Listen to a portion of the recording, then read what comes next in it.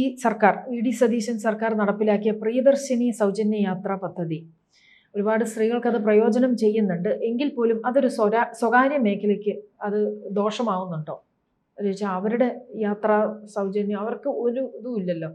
അപ്പോൾ ആൾക്കാർ അതിനകത്ത് ഒരുപാട് കയറുന്നില്ല. ഈ സൗജന്യ യാത്ര വരുമ്പോഴേ ഇതിലൊക്കെ ഭയങ്കര തിരക്കുവാണെന്ന് പറയുന്നു.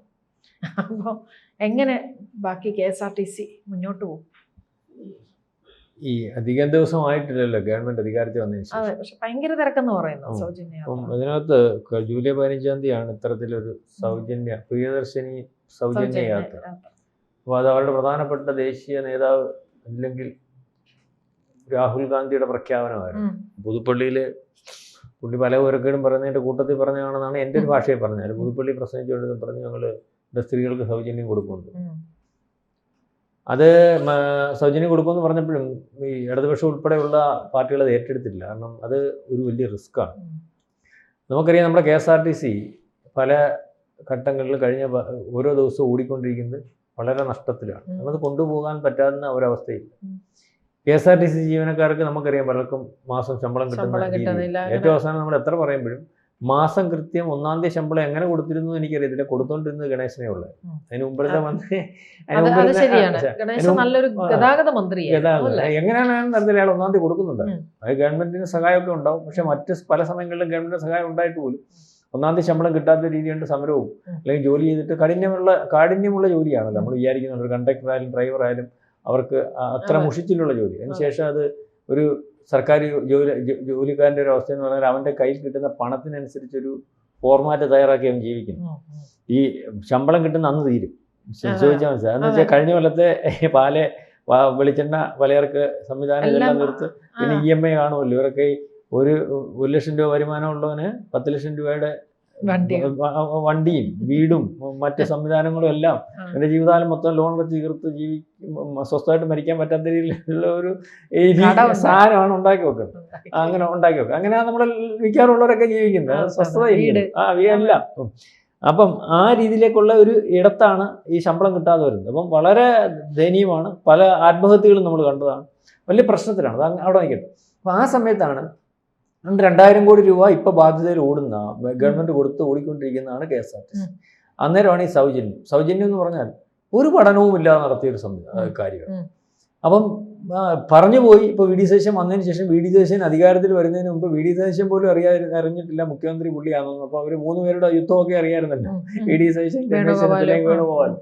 ആ സമയത്ത് ഇവിടുത്തെ BJP-ക്കാർ പെണ്ണുങ്ങളെല്ലാം കൂടെ വണ്ടിയെ കയറി ഇരുന്ന് തുടങ്ങി. ഞങ്ങൾക്ക് സൗജന്യം എന്താന്ന് പറഞ്ഞിട്ടുണ്ട്. അധികാരത്തിൽ വന്നില്ല. ഓർമ്മയുണ്ടോ? അല്ലെ ജൂണോ അല്ലെങ്കിൽ അതിന് മുമ്പത്തെ മാസം. അപ്പോൾ ഇത് പ്രതിപക്ഷം ഇത് നടപ്പാക്കാൻ ഗവൺമെന്റിന് സാധിക്കുന്ന ഒരു പ്രഖ്യാപനമല്ല. അതുകൊണ്ട് സമരം നോക്കിയിരിക്കുകയായിരുന്നു. കോൺഗ്രസ് ആയാലും കൊള്ളാം, CPM ആയാലും കൊള്ളാം, BJP ആയാലും കൊള്ളാം. അപ്പം എങ്ങനെ വന്നാലും ഇത് നടപ്പാക്കാതെ ഭരിച്ചുകൊണ്ട് മുന്നോട്ട് പോകാൻ പറ്റത്തില്ല എന്നുള്ള ഒരു കാര്യം പ്രതിപക്ഷ നേതാവിനും മനസ്സിലായി. അപ്പോൾ അദ്ദേഹത്തിന് പ്രഖ്യാപിച്ചേ ഒക്കത്തുള്ളൂ. അപ്പോൾ KSRTC-യിൽ സൗജന്യ യാത്ര എന്ന് പറഞ്ഞപ്പോൾ നമ്മളങ്ങനെ വിചാരിച്ചാൽ മതി KSRTC മൊത്തം സൗജന്യം എന്നാൽ തീർന്നു. മനസ്സിലായില്ലേ? അതായത് ഈ ദീർഘദൂര ബസ്സുകളിലെല്ലാം സൗജന്യം അനുവദിക്കുന്ന ഒരവസ്ഥ വന്നാൽ പിന്നെ KSRTC പിറ്റേന്നങ്ങ് പൂട്ടിയാൽ മതി. ഇപ്പം തന്നെ പൂട്ടുന്ന അവസ്ഥയിലാണ് ഞാൻ പറഞ്ഞത്. അപ്പം KSRTC അത് പിന്നെ ഓർഡിനറി ബസ്സിലേക്കാക്കി. ഓർഡിനറി ബസ്സിലേക്കാക്കിയപ്പോൾ പോലും ഇപ്പം നമുക്ക് വരുന്ന റിപ്പോർട്ട് അനുസരിച്ച് ഒരു ദിവസം KSRTC-യിൽ 7 ലക്ഷം സ്ത്രീകൾ കയറിക്കൊണ്ടിരുന്ന ഇടത്ത് നിന്ന് അതിൻ്റെ ഇരട്ടിയായി. ഏതാണ്ട് 11 ലക്ഷത്തിൽ പുറത്തായി. അപ്പം ഇവര് സൗജന്യം ഉണ്ടെന്ന് കണ്ട് മെനക്കെട്ട് നിന്ന് നേരത്തെ മെനക്കെട്ട് നിന്നതേ കയറി പോവാം. മനസ്സിലായിട്ടുണ്ടോ? അപ്പൊ മറ്റു വണ്ടികൾ വന്നാലും അടുത്ത നമ്മുടെ KSRTC വരും. അതിപ്പാം കൊള്ളാം. പൈസ ഇല്ലാത്തവരാകെ പൈസ ഉള്ളവരാ മെനക്കെടുന്നത്. സൗജന്യം നമ്മൾ ഈ കിറ്റ് കൊടുക്കുമ്പോൾ കണ്ടില്ല, ആദ്യം വലിയ 60 ലക്ഷം രൂപയുടെ വണ്ടി വന്നാണ് ഈ കിറ്റ് മേടിച്ചോണ്ട് പോയി. ഇവിടെ സൗജന്യം എന്ന് പറഞ്ഞാൽ ആട്ടിൻകാട്ടം കൊടുത്താലും അവർ അടിച്ചോളൂ. സൗജന്യാന്ന് പറഞ്ഞാൽ.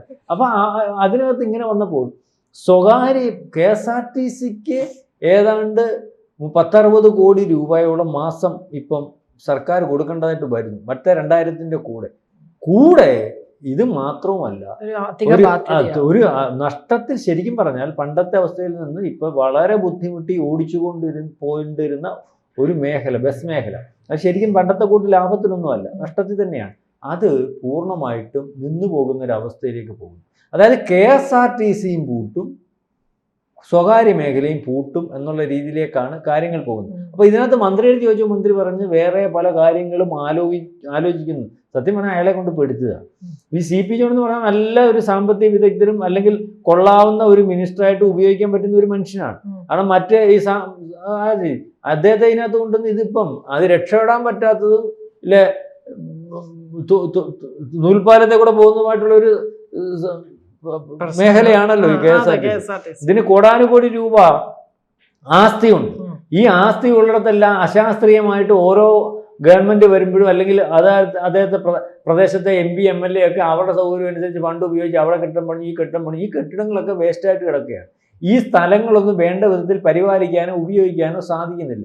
ഈ സ്വത്തുക്കളൊക്കെ എന്ന് പറഞ്ഞാൽ എവിടെയെങ്കിലും പ്ലഡ്ജ് ചെയ്ത് ലോൺ എടുക്കാമെന്നുള്ളതല്ല. അതൊക്കെ എനിക്കൊന്നും ഇപ്പം പ്ലഡ്ജിങ് മറ്റു കാര്യങ്ങളൊക്കെയാണ്. ഇപ്പൊ ഇവർ പറയുന്നത് ഇപ്പം ഷോപ്പിംഗ് കോംപ്ലക്സ് 2.5 ലക്ഷം സ്ക്വയർ ഫീറ്റ് ഫ്രീ ആയിട്ട് കിടക്കുകയാണ് കഴിഞ്ഞ ദിവസം ഗതാഗത മന്ത്രി പറഞ്ഞത്. അതൊക്കെ ഞങ്ങൾ വേണ്ട രീതിയിൽ പ്രയോജനപ്പെടുത്തും. 10 കൊല്ലം ഇരുന്നിട്ട് ഉമ്മ നോക്കിയതാ മറ്റവർ ഏതെങ്കിലും രീതിയിൽ ഇത് പ്രയോജനപ്പെടുത്താനോ വാടകയ്ക്ക് കൊടുക്കാനോ അല്ലെങ്കിൽ കച്ചവടം നടത്താനോ ഒന്നും നടക്കുന്ന ഒരവസ്ഥയിലേക്ക് കാര്യങ്ങൾ പോയില്ല. അപ്പം ആണ് ഇദ്ദേഹവും ഇതിനു വേണ്ടി. അപ്പം അദ്ദേഹവും ഇതിനകത്ത് സൗജന്യം കൊണ്ട് കഴിഞ്ഞ ദിവസം ഗുണമാണ് അല്ലെങ്കിൽ ചെയ്ത കാര്യം ഗുണമല്ലെന്ന് പറയാതിരിക്കാൻ പ്രധാനം അല്ലെങ്കിൽ ഗതാഗത മന്ത്രിക്കോ മുഖ്യമന്ത്രിക്കോ ഒന്നും പറ്റുന്ന അവസ്ഥയില്ലല്ലോ. വാക്ക് പറഞ്ഞു. അല്ലെങ്കിൽ ഒരു സ്ത്രീക്ക് ഒരു മാസം ഈ യാത്ര ചെയ്യുന്നവർക്ക് 10,000 രൂപ ലാഭം വരുന്ന ഒരു അവസ്ഥയുണ്ട്. അത് ഒരു സ്വകാര്യ വ്യക്തികളുടെ ആണെങ്കിലും അവരുടെ കസ്റ്റഡി വരുമ്പോൾ അത് ഒരു അസറ്റ് തന്നെയാണ്, അല്ലെങ്കിൽ മൊത്തത്തിൽ നമ്മുടെ സമൂഹത്തിന്റെ അസറ്റ് അല്ലെങ്കിൽ അവരുടെ കാശിരിക്കുന്ന അസറ്റാണ്. പക്ഷേ ഇതിൻ്റെ കൂടെ ഇപ്പം കഴിഞ്ഞ മാസത്തെ ശമ്പളം ഈ എംപാനലുകാരെന്ന് പറഞ്ഞൊരു വിഭാഗമുണ്ട്. അവർക്ക് മാസം 2 ഗഡുക്കളായിട്ട് കണ്ടാൽ ശമ്പളം കൊടുക്കുന്നു. ആദ്യത്തെ ഗഡു 15-ാം തീയതി കൊടുക്കുമെന്നോ, രണ്ടാമത്തെ ഗഡു കൊടുത്തിട്ടില്ല. അതിനകത്ത് കണ്ടക്ടറുണ്ട്, മിനിസ്ട്രിയൽ സ്റ്റാഫുണ്ട്, ഡ്രൈവർമാരുണ്ട്. ശരിക്കും പറഞ്ഞാൽ അവരൊക്കെ ഇത് കൃത്യമായിട്ട് ഇപ്പം വേണ്ട വിധത്തിൽ ഓടിച്ചുകൊണ്ട് പോകുന്നത്. മറ്റു പല ആൾക്കാർക്കും അല്ലെങ്കിൽ അപ്പൊ മറ്റ് പടത്തൊന്നും ഒക്കെ എടുക്കുന്നില്ലല്ലോ, ഇവരെ കൊണ്ടാണ് ഓടിച്ചിട്ടുണ്ട്. അപ്പൊ അവരുടെ ശമ്പളത്തിനകത്ത് പ്രശ്നം വന്നിട്ടുണ്ട്. മറ്റേ സ്ഥിര ഉദ്യോഗസ്ഥന്മാരുടെ കാര്യത്തിലും അവർക്ക് അലവൻസും കമ്മീഷനും ഒക്കെ കിട്ടുന്ന കാര്യത്തിനകത്തും ഇതുവരെ കിട്ടിക്കൊണ്ടിരുന്നത് പോലെ കിട്ടിക്കൊണ്ടുപോകുന്ന ഒരു അവസ്ഥയിലേക്ക് കാര്യങ്ങളില്ല. അതായത് ഇങ്ങനെ അങ്ങോട്ട് മുന്നോട്ട് പോയാൽ ഏതാണ്ട് KSRTC കൂട്ടിക്കെട്ടുന്ന ഒരവസ്ഥയിലേക്ക് പോകും. സ്വകാര്യ മേഖലയിലും അതുപോലെ തന്നെ കാര്യങ്ങൾ സംഭവിച്ചു. ഇപ്പൊ ഇന്നലെ ഇപ്പൊ ഞാൻ രാവിലെ ഫേസ്ബുക്കിൽ ഒരു വാർത്ത കണ്ടതാണ്. പ്രധാനപ്പെട്ട ഒരു എവിടാണെന്ന് എനിക്കറിയില്ല, സ്ഥലം കോട്ടയമാണോ മറ്റു കൊല്ലത്തോ, 62 കൊല്ലം കൊണ്ട് സർവീസ് നടത്തിക്കൊണ്ടിരുന്ന ഒരു വ്യക്തി ബസ്സാണ്, സ്വകാര്യ ബസ് മേഖല. അവർ റീത്ത് വെച്ചിട്ട് അവസാന യാത്ര നടത്തി. അതായത് ഇനി നാളെ തൊട്ടില്ല. കാരണം ഇത് കൊണ്ടു നടക്കാൻ പറ്റുന്നില്ല. കാരണം ഇതിന്റെ വരുമാനം മിച്ചം വരണ്ടേ. ഓടിക്കഴിഞ്ഞിട്ട് ആ വണ്ടിയുടെ ചെലവ്, ഡീസലിന്റെ ചെലവ്, ആൾക്കാരുടെ ചെലവ് കഴിഞ്ഞിട്ട് മിച്ചം വരുന്ന ഒരു അവസ്ഥയിലേക്ക് വരണമല്ലോ, അല്ലെങ്കിൽ പിന്നെ ഓടിക്കാൻ പറ്റത്തില്ല. അപ്പം മിച്ചം വരുന്ന ഒരു അവസ്ഥയിലേക്ക് കാര്യങ്ങൾ എത്തുന്നില്ല. കുറെ ബസ്സുകളൊക്കെ വളരെ മോശമായിട്ടുള്ള സ്ഥിതിയിലില്ലേ സാർ? അങ്ങനെയുള്ള ബസ്സുകളെയൊക്കെ മാറ്റിയിട്ട് അങ്ങനെ എന്തെങ്കിലും ഒരു പ്രതിവിധി ഇതിനുണ്ടായിരുന്നു. എങ്ങനെ ബസ്സുകൾ മോശമുള്ള അവസ്ഥയിലേക്ക്? KSRTC ബസ്സുകളൊക്കെ ചിലതൊക്കെ ആനവണ്ടി എന്ന് പറയുന്നത് ബസ്സുകൾ മോശമാണെങ്കിൽ ഇതിനകത്ത് വരുമാനമില്ലാതെ വേറെ അതൊക്കെ കൊടുത്തിട്ട് പുതിയ ബസ് മേടിച്ചുകൊണ്ട് പറഞ്ഞ ആള് കാരണമൊന്നുമില്ലല്ലോ. പുതിയ ബസ് മേടിച്ചിട്ട് സൗജന്യം കൊടുത്താലേ വരുമാനം ഉണ്ടാകത്തില്ല. KSRTCയുടെ പ്രശ്നം എന്ന് പറഞ്ഞാൽ KSRTC വളരെ കാലം മുമ്പ് തന്നെ ഒരു വലിയ വരുമാനമുള്ള ഒരു പ്രസ്ഥാനമായിരുന്നു. വലിയ വലിപ്പത്തിൽ അതിനകത്തൊന്ന് മോഷണം നടന്നു. പണ്ട് തൊട്ടേ മനസ്സിലായി. പിന്നെ ഇതിനകത്ത് 200 കോടാനുകോടി രൂപ മുട്ടിച്ചുണ്ട്. പിന്നെ ഇതിനകത്ത് അനാവശ്യമായിട്ടുള്ള സ്റ്റാഫുകളുടെ നിയമം, മറ്റു കാര്യങ്ങൾ. എന്നിട്ട് ഈ ഒരു ബസ്സിനൊക്കെ തന്നെ 10-20 സ്റ്റാഫുണ്ട് പരിശോധിക്കുമ്പോൾ. ബസ് കഴുകാനുണ്ട്, ബസ് കഴുകുന്നുണ്ട്. എന്നിട്ടാ പിന്നെ സ്പെയർ പാർട്സിന്റെ ഒക്കെ കെയർ ഓഫിൽ കോടികൾ ഇതിനകത്ത് ഇരുന്ന മേലുദ്യോഗസ്ഥന്മാര് സ്പെയർ പാർട്സ് ഇറക്കുമതി ചെയ്യുന്നതിന് ആവശ്യമുള്ളെങ്കിലും ഇല്ലെങ്കിലും ഇപ്പൊ എത്ര കോടി രൂപയുടെ 100 കോടി രൂപയുടെ സ്പെയർ പാർട്സ് ഇറക്കുമതി ചെയ്യുന്ന ഒരു തന്നെ അതിനകത്ത് 20% കമ്മീഷൻ എത്രയാണെന്ന് ആലോചിച്ച് നോക്കി. ഇതേ രീതിയിലൊക്കെ കാര്യങ്ങൾ കൈകാര്യം ചെയ്ത് അനാവശ്യമായിട്ടുള്ള ഉദ്യോഗസ്ഥന്മാരെങ്ങനെ അങ്ങനെ രീതിയിൽ ഇതങ്ങ് അഴിമതിയായിട്ടങ്ങ് മുടിഞ്ഞുപോയി. ഇനിയിപ്പോൾ ഇത് ടേക്കപ്പ് ചെയ്തുകൊണ്ട് വരാൻ പറ്റത്തില്ല. അതിനകത്ത് പ്രധാന പങ്ക് ഇടതുപക്ഷത്തിനൊക്കെ ഉണ്ട്. യൂണിയനൊക്കെ ഉണ്ടാക്കുന്നതിനും ജോലി ചെയ്യാതിരിക്കുന്നതിനും അല്ലെങ്കിൽ ഇവരെ സംരക്ഷിക്കുന്നതിനും ഒക്കെ. അങ്ങനെ അതിനാണ് ഈ ഒരു സമാന്തര സംവിധാനത്തിലേക്ക് ഇത് പൂട്ടിപ്പോകും, അല്ല നാളെ ഇതിന്റെ പുറകെ നിൽക്കേണ്ടെന്ന് പറഞ്ഞിട്ട് സ്വിഫ്റ്റ് കൊണ്ടുവന്നേ. അതൊക്കെ പിണറായിയുടെ ഒരു ദീർഘവീക്ഷണമായിരുന്നു. കാരണം അത് ജോലി രാവിലെ തൊട്ട് ഒരു അതിനകത്തുള്ള ഡ്രൈവർ രാവിലെ ജോലി വൈകിട്ട് തന്നെ ശമ്പളം കൊടുക്കുക, കണ്ടക്ടർ രാവിലെ ജോലി വൈകിട്ട് തന്നെ ശമ്പളം കൊടുക്കുക, ബാധ്യതയൊന്നുമില്ല. ആ രീതിയിലേക്ക് അത് ഓപ്പറേറ്റ് ചെയ്തുകൊണ്ട് വരികയായിരുന്നു. പക്ഷെ ചില സ്ഥലങ്ങളിലൊന്നും ബസ്സേ ഇല്ല. ബസ്സേ ഇല്ല. ചില മലബാർ ഏരിയയിലൊക്കെ ഈ KSRTCയുടെ സൗജന്യം കൊണ്ട് അവർക്ക് കുഴപ്പം വരുന്നില്ല. അവിടെ അവരുടെ ബസ് മാത്രം, പ്രൈവറ്റ് ബസ് മാത്രമാണ്. പക്ഷെ നമ്മുടെയൊക്കെ ഇടങ്ങളിൽ, ഞങ്ങളുടെയൊക്കെ ഇടങ്ങളിൽ ഈ രണ്ടും കൂടെ കൂടി ഓടുന്നുണ്ട്. അപ്പം അവിടെയൊക്കെ ഇനി പൂർണ്ണമായിട്ടും KSRTCയുടെ സൗജന്യം കൊണ്ട്. അല്ല സാറേ, ഒരു കാര്യം കൂടെ ഞാൻ ചോദിക്കട്ടെ. ഇതിപ്പം ഈ ചില സ്ഥലത്ത് ഇപ്പം നെടുമങ്ങാട്, വിതുര അങ്ങനെയൊക്കെ ഈ ടെക്സ്റ്റൈൽ ഷോപ്പിലൊക്കെ ജോലി ചെയ്യുന്ന സ്ത്രീകൾക്ക് ആ ഒരു സമയം, അവർക്ക് ആ ഷോപ്പിൽ നിന്ന് ഇറങ്ങുന്ന സമയം ബസ്സേ ഇല്ല, അവിടെ ഒറ്റ ബസ്സും ഇല്ല. അങ്ങനെയുള്ള സ്ഥലത്തൊക്കെ സർവീസ് നടത്തി. അപ്പൊ അത് പ്രായോഗികമായിട്ടൊക്കെ ആലോചിച്ച് വളരെ ബുദ്ധിപരമായിട്ട് കാര്യങ്ങൾ ചെയ്യണം. അല്ലെങ്കിൽ പ്രൈവറ്റ് ബസ്സിന്റെ സമയത്ത് KSRTC സൗജന്യം ഓടാൻ പാടില്ല. അപ്പൊ അങ്ങനെയൊന്നും ഒരു മുന്നൊരുക്കമോ അല്ലെങ്കിൽ പഠനമോ ശാസ്ത്രീയമായിട്ടുള്ള വിലയിരുത്തലോ ഒന്നും നടത്താതാണ് നടത്തിയിരിക്കുന്നത്.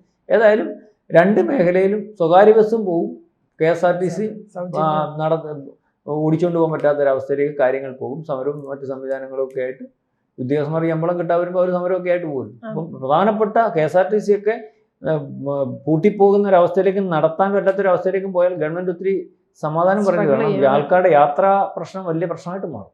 കൂടുതൽ വാർത്തകളും വിശേഷങ്ങളും നിങ്ങളിലേക്ക് എത്താൻ ABC മലയാളം സബ്സ്ക്രൈബ് ചെയ്യുക, ബെൽ ബട്ടണും അമർത്തുക.